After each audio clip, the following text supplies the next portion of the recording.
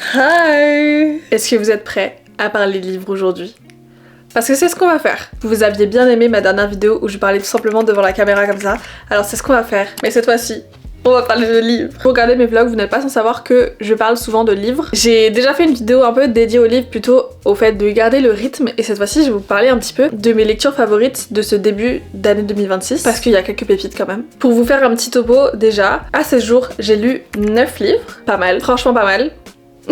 Je suis quand même vachement en avance sur mon objectif Goodreads. Je suis donc en train de lire mon 10e livre qui est None Other Than The Wedding People. Un livre que j'avais acheté cet été et c'est nice, j'aime bien. J'en suis vraiment encore au début. Pour vous faire un petit peu le topo très vite fait, pour parler de ce livre très vite fait. C'est l'histoire d'une meuf qui a la quarantaine à peu près et qui a divorcé de son mari, qui n'a pas d'enfant, etc. qui décide d'aller dans un hôtel pour ce S-Word, sauf que cet hôtel a été réservé et privatisé entièrement pour le mariage d'une autre meuf. Et moi c'est là où j'en suis, où justement l'autre meuf essaye de lui dire no, don't S-Word yourself. Je veux pas encore vous donner trop mon avis sur ce livre, c'est un peu les humains dans leur forme pure et dure les humains c'est compliqué. Ces derniers temps en fait, je fais beaucoup plus entre guillemets attention à comment je sélectionne mes livres. Je mets beaucoup plus de recherche sur mes recherches de livres, ma sélection de mes lectures, puisque forcément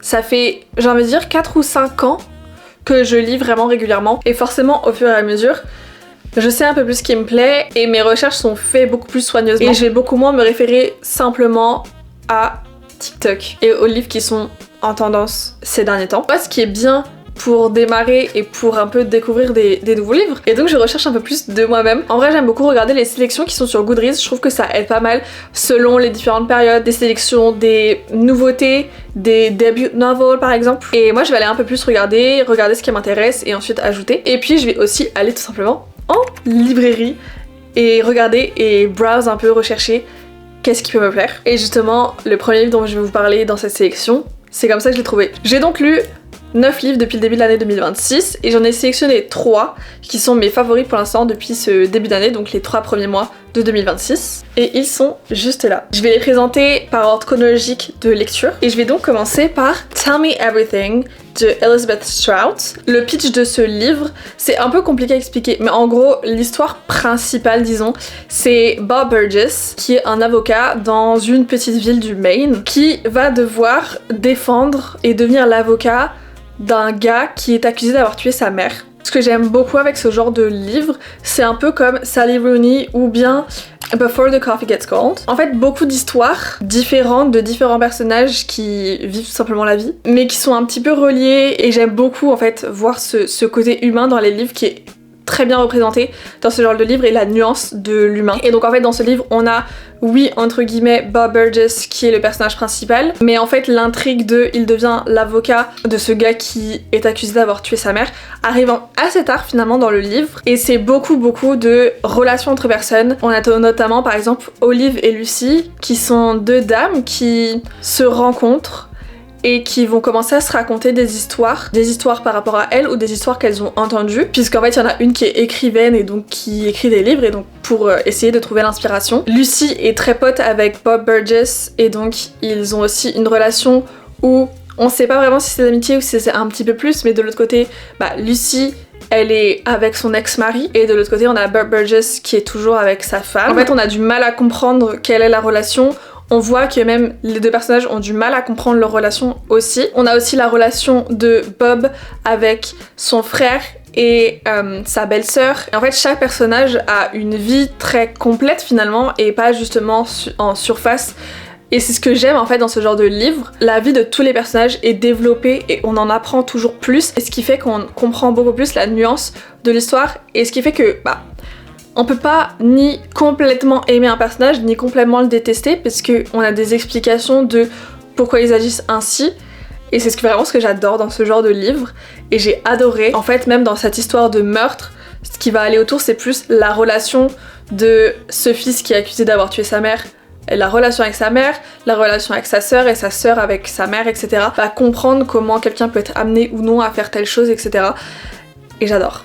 Le deuxième livre que j'ai sélectionné pour cette petite sélection, A Court of Wings A Court of Wings and Ruin de Sarah J. Maas, donc de la série ACOTAR. C'est donc le 3e tome de la saga. Si vous avez regardé mes dernières vidéos, il y avait une vidéo où justement je parlais de cette série et du fait que il allait falloir que je lise ce livre. Et j'avais un peu la flemme parce que jusqu'à maintenant j'étais vraiment pas fan de cette série. J'avais vraiment du mal à me mettre dedans. Je trouvais ça très long puisque c'est quand même des livres assez fat. Donc c'est une romantasy, donc romance / fantastique. Et en vrai de vrai, moi qui suis une personne qui lit de base énormément de romances, mon choix de lecture de prédilection quand je ne sais pas quoi lire, c'est très facile pour moi de me tourner vers ce genre. Et là c'est mélangé avec du fantastique, donc un monde un peu imaginaire, etc. Et j'ai adoré le 3e tome de ACOTAR. Déjà, premièrement, ça y est, le build-up de ce monde-là, on l'a bien compris, c'est bien, il est bien ancré, donc c'est beaucoup plus simple aussi de rentrer dans l'histoire assez facilement. Il y avait aussi l'histoire que dans le 2e tome, à la fin, on a quand même un gros cliffhanger, et donc ça donnait quand même aussi vachement envie de dire la suite, même si le 2e, globalement, je me suis fait chier pendant les 4/5 du temps. Et en fait, je me suis rendu compte que je suis pas forcément fan de la romance principale, je m'en fous un petit peu. Et c'est pour ça, ce livre, il était beaucoup moins focus là-dessus, mais plus justement sur la guerre qui est en train de se passer. Je vais quand même vous faire une petite explication de ce que c'est quand même l'histoire de base. L'histoire au départ, c'est un monde où il y a d'un côté les humains et de l'autre les fairies, les fées un peu elfes avec des pouvoirs magiques, etc. En fait, il y a eu une guerre il y a très longtemps entre les deux, puisqu'au départ, les humains étaient des esclaves des fairies, et donc ils ont mis un mur pour séparer les deux mondes. Et Feyre est humaine. Est humaine et est très pauvre, et un jour est en train de chasser pour se nourrir et nourrir sa famille, et elle tue un loup. Il s'avère que ce loup, too bad, en fait c'était une fairies. C'était un mec avec des pouvoirs magiques qui se transforme en loup. Et donc son pote qui s'avère être le seigneur d'un des royaumes du monde des fairies arrive en disant bah meuf, t'as tué mon pote, il va falloir que tu viennes avec moi. Et donc elle va devoir suivre ce gars-là et vivre dans ce monde des fairies, etc. Et en fait, il y a toute une histoire de guerre qui se prépare, des tensions, etc. Justement, on arrive au gros de la guerre dans ce tome. En fait, ce tome-là, c'est un peu la fin de l'intrigue des 3 premiers. Et justement, les 2 premiers tomes, c'était très encore descriptif, parce que au départ, on est concentré sur cette histoire entre Feyre et Tamlin. Et ensuite, il y a donc cette découverte de ce monde. Donc d'abord, on a beaucoup de descriptions, d'explications de qui est quoi, quels sont les différents statuts, etc. Et forcément, c'est un petit peu obligatoire de passer par ce côté-là quand on lit des livres de fantastique. Mais moi, je suis pas du tout habituée à ça. Moi, j'aime beaucoup, justement, les histoires très modernes, très réalistes. Elle découvre d'autres mondes dans le 2e tome, etc. Et donc, c'est encore beaucoup on doit avoir beaucoup d'explications. Et ça y est, dans le 3e, on a un petit peu tout compris, qui sont les différents personnages, quelles sont les différentes tensions, etc. Et donc on peut beaucoup plus être dans le livre, et il se passe aussi beaucoup plus de choses, puisque c'est un petit peu la guerre finale, résolution de tout ce qui se passe dans les premiers tomes. Et c'était trop bien, j'ai adoré. Je suis un petit peu déçue de la fin, parce que justement, il y a un plot twist à la fin un peu dingue, et en fait il est résolu vraiment au bout de 2 secondes, ce qui fait que ça perd un peu de son élan de oh my god, un peu fin dramatique, etc. Même si d'un côté je suis contente que ça ait été résolu, mais de l'autre côté je trouve que c'était résolu très rapidement, dans le sens où c'est vraiment résolu au bout de 2 pages. Si vous avez lu le livre, vous pouvez comprendre de quoi je parle, mais je trouve que vraiment ça s'est résolu beaucoup trop vite. Au-delà de ça, j'ai adoré le livre, qui pourtant fait 700 pages, et je l'ai lu quand même assez rapidement pour un livre de cette envergure. Et enfin, mon dernier choix, le dernier livre que j'ai fini en date, c'est Yellowface de Rebecca F. Kuang. J'en ai parlé, j'en parle depuis le début de cette année 2026. J'étais obsessed avec l'idée de enfin lire ce livre, et c'est chose faite, et je ne suis absolument pas déçue. Mais c'est tellement intéressant, et tellement un page turner, mais de zinzin. Pour vous expliquer un petit peu le plot de ce livre, que je trouve de base trop intéressant, et ça donne tellement envie de le lire. Au départ, moi dès que j'ai appris le plot, j'ai fait mais quoi, c'est incroyable, j'ai envie de le lire. C'est l'histoire de June Hayward, qui est donc une meuf blanche, écrivaine, et qui est pote avec Athena, une écrivaine chinoise. Elles sont potes d'université, elles se sont un petit peu rapprochées par cette passion de l'écriture, etc. Sauf que Athena, elle a du succès, et June, elle flotte. Oui, elles sont potes, mais c'est un peu sur le papier qu'elles sont potes, puisque June est très jalouse d'Athéna et du succès d'Athéna. Athéna décède et elle décède en présence de June. Et alors que Athena décède, June prend la décision de voler le manuscrit qu'elle vient de voir que Athéna venait de terminer, qu'elle n'a jamais montré à personne, ce qui fait que personne ne peut savoir que Athéna était à l'origine de l'écriture de ce livre. Et donc June va voler ce manuscrit, le retravailler, le présenter à son agent et signer dans une nouvelle maison d'édition pour sortir ce livre. Il s'avère que ce livre,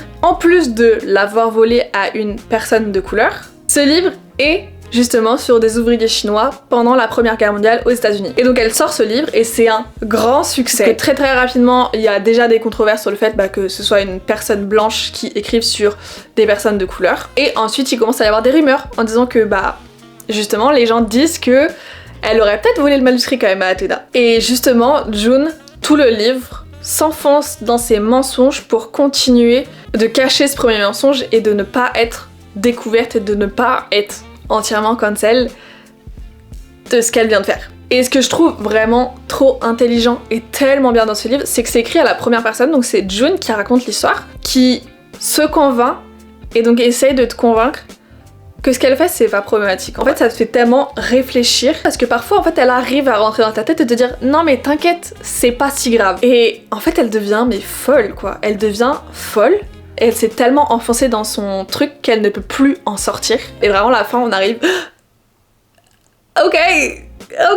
Franchement, j'ai adoré. Je crois que j'ai lu en 4 ou 5 jours. Et vraiment, mais incroyable. Et je vais regarder qu'est-ce que Rebecca F. Kuang a sorti comme autre livre parce que j'ai envie de continuer à lire ces livres. C'est incroyable. Et vraiment, je savais que j'allais aimer ce livre avant même de l'avoir lu. Et je n'ai pas été déçue, il est vraiment incroyable. Parce qu'en fait, on a de la peine pour June et en même temps, on se dit, mais meuf, arrête-toi. De manière générale, je recommande ces 3 livres, puisque they're so great. Et je suis tellement contente aussi d'avoir fait cette vidéo pour parler de livres un peu plus posément et pas juste 3 minutes dans un vlog. Et maintenant que c'est fait, je peux juste vous inviter à suivre mon compte Goodreads pour continuer à voir mes lectures, mes mini-reviews, parce qu'en vrai, à chaque fois, je fais 3 phrases. Je vous dis à très très bientôt, peut-être pour un vlog, peut-être encore pour une vidéo assise comme ça.